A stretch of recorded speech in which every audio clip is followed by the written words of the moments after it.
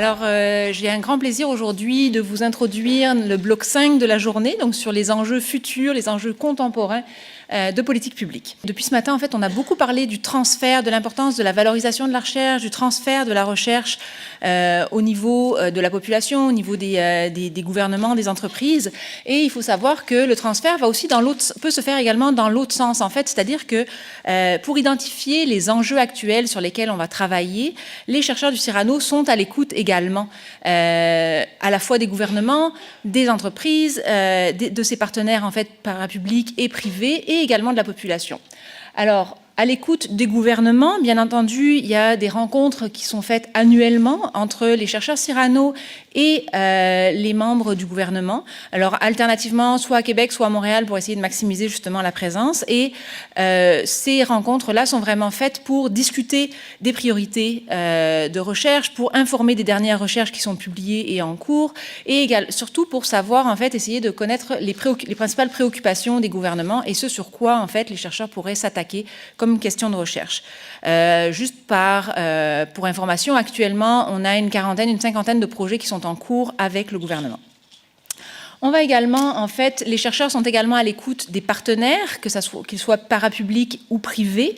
Alors, à travers la mise en place nouvellement de tables de partenaires, qui sont en fait un vecteur de communication vraiment continu entre les chercheurs et les partenaires, donc au niveau des milieux de pratique finalement. Alors, en fait, les tables de partenaires, c'est vraiment des initiatives qui prennent la forme soit d'ateliers de recherche, soit de forums, et qui permettent à la fois la présentation des travaux de recherche des chercheurs, mais également la présentation de certains travaux et des réalisations au niveau de l'industrie ou au niveau des partenaires. Et ça permet également d'approfondir les connaissances pour faire vraiment un échange entre les praticiens et les chercheurs de Cyrano.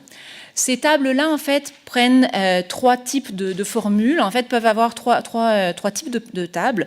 On a des tables qui se réalisent par partenaire. Donc, je vous donne l'exemple. On a fait des tables avec un partenaire en particulier. Par exemple, la Ville de Montréal, on avait une cinquantaine de directeurs, en fait, tous les directeurs de la Ville de Montréal qui étaient présents, avec une vingtaine de chercheurs. Et on avait organisé sous forme d'ateliers de discussion. Donc, on avait 8 ateliers de discussion sur une journée. Donc, c'est un type de table de partenaire, donc par partenaire. On a des autres tables qui sont par thématique.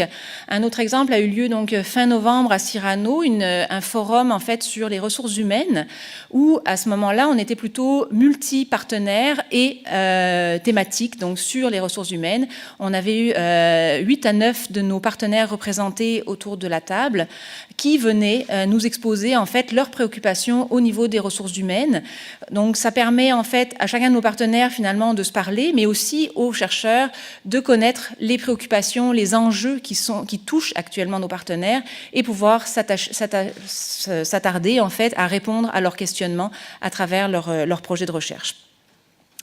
Un troisième vecteur d'information également, la population. On l'a souvent dit ce matin, l'importance en fait de vulgariser la recherche dans les médias parce que il faut éduquer la population, informer la population, mais également ce qui se retrouve dans les médias a une influence grande sur les décisions au niveau politique.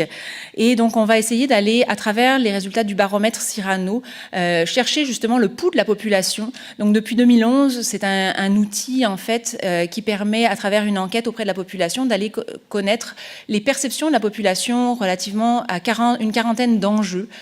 Donc on demande en fait la perception du niveau de risque perçu pour ces enjeux-là, leur niveau de confiance dans la gestion par le gouvernement, le niveau d'acceptabilité sociale, c'est un terme qui est très à la mode actuellement. Donc on essaye d'avoir le pouls de la population. C'est un outil en fait où on sonde chaque fois à peu près 1000 répondants de la population, donc un échantillon représentatif de la population du Québec. Justement, les résultats également de ce baromètre vont nous permettre d'ailleurs d'avoir en fait un portrait des préoccupations et nous alimentent dans nos recherches également et alimentent également tous les chercheurs du fait de la quarantaine d'enjeux qui sont couverts et ça intéresse en fait vraiment l'ensemble des disciplines des chercheurs représentant le Cyrano. Donc juste pour... Donc un portrait en fait des préoccupations des Québécois. Donc depuis 2011, ce qu'on voit actuellement, c'est qu'il y a 3 catégories de risques qui sont finalement les plus préoccupantes pour les Québécois, qui sont constantes d'année en année. Donc c'est une enquête qui se fait annuellement et depuis 2011, qu'on parle des risques reliés au système de santé, des risques économiques et financiers, des risques environnementaux, ce sont les 3 enjeux ou les 3 risques qui préoccupent le plus les Québécois, et ce depuis 2011. Donc ces éléments-là, en fait, si on fait après un zoom au niveau des enjeux plus spécifiquement, parce que là, on parle de grandes catégories, ensuite on zoome un peu plus en détail. Donc les résultats du baromètre 2018 nous permettent d'avoir vraiment le niveau de risque perçu pour, comme je vous le disais, une quarantaine d'enjeux, donc qui regroupent en fait ces grandes catégories. Et si on voit, on retrouve en fait nos grandes thématiques de tout à l'heure, santé, économie, environnement. Donc la santé qui est représentée ici dans nos enjeux par l'engorgement des urgences dans les hôpitaux. Donc on voit les chiffres en fait représentent la proportion des Québécois qui perçoivent un risque élevé pour cet enjeu-là. Donc 79% des Québécois perçoivent un risque très fort pour l'engorgement dans les urgences. Difficulté d'accès aux services de santé. Donc c'est vraiment les enjeux de santé, on le voit, qui préoccupent et qui inquiètent la population. On retrouve également nos enjeux plutôt au niveau économique, avec l'endettement des ménages, le prix de l'énergie, la hausse du coût de la vie. Un élément intéressant aussi, c'est le vieillissement de la population. On en a beaucoup parlé dans le panel précédent également, et l'impact en fait du vieillissement sur justement les coûts de santé, l'emploi, etc. On le verra tout à l'heure. Un autre élément qui ressort également, les changements technologiques. À travers, que ce soit la confidentialité des données sur Internet, les cyberattaques. Donc on voit que ce sont des enjeux qui préoccupent vraiment la population. Et finalement, les changements climatiques qui sont également un enjeu perçu comme avec un risque très élevé pour la population. Donc ces enjeux qui préoccupent la population résonnent également tout autant chez nos partenaires en les touchant directement dans leurs activités quotidiennes. Donc dans ce contexte en fait actuel et futur, les changements démographiques, les changements technologiques, les changements climatiques seront au cœur des recherches, sont et seront au cœur encore des recherches que nous conduirons à Cyrano. Alors, si, par exemple, si on pense au changement démographique, vous l'avez très bien constaté, on en a parlé beaucoup dans les derniers panels, ça se manifeste par le vieillissement de la population, et ce vieillissement a des impacts nécessairement sur les coûts de santé, sur l'adaptation au marché du travail, sur l'emploi, sur l'éducation. Et dans ce contexte-là, il y a beaucoup de projets qui se font à Cyrano et entre autres en collaboration avec la chaire de recherche Industrielle Alliance, dont on a eu une magnifique présentation tout à l'heure des différents projets par Raquel Fonseca.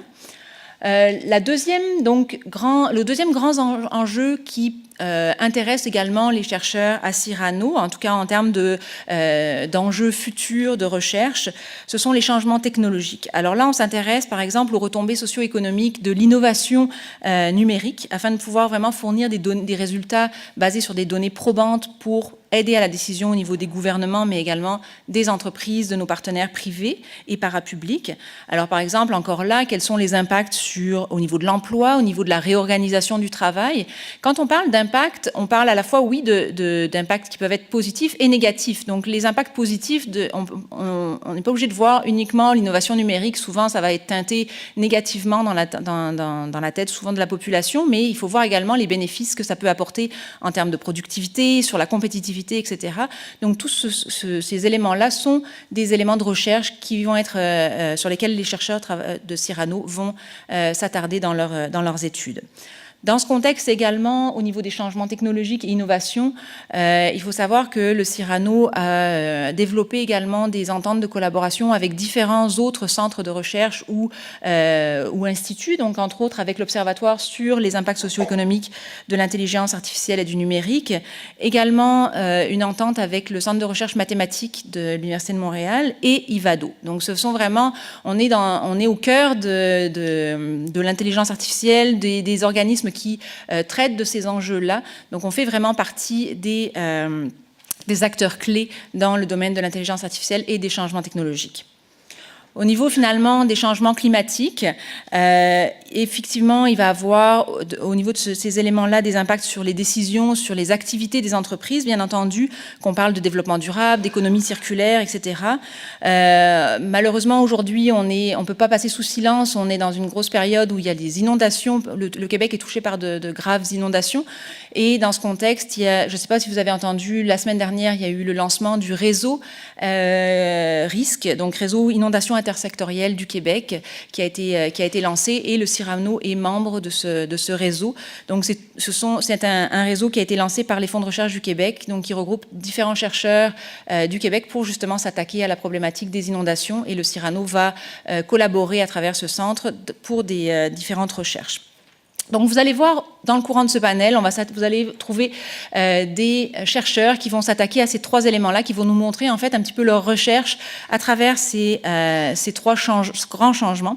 Et donc je vais laisser déjà la parole avant de passer au panel à Nathalie Marcellis qui va animer la causerie. Merci beaucoup.